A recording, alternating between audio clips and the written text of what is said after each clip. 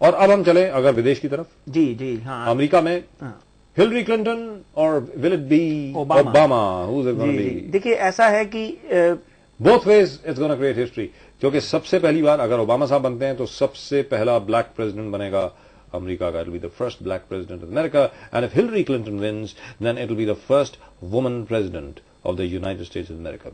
राजीव जी, मैं Henry Obama और Hillary Clinton, मैं उनकी और हिलरी की और ओबामा की दोनों की कुंडलियां अध्ययन कर रहा था, और जब दोनों की कुंडलियां अध्ययन करता हूं तो एक बात बड़ी खूबसूरत नजर आती है कि जब हमने चांसलर श्रॉयडर और एंजेला मर्कल की बात की थी तो मैंने बोला था कि नेक टू नेक फिनिश में आते हुए दिखाई देते हैं. हिलरी क्लिंटन 26/1/1947 को पैदा हुई वो, और जब उनकी कुंडली का अध्ययन करते हैं तो वो साफ साफ देश की प्रधानमंत्री बनती हुई दिखाई नहीं देती.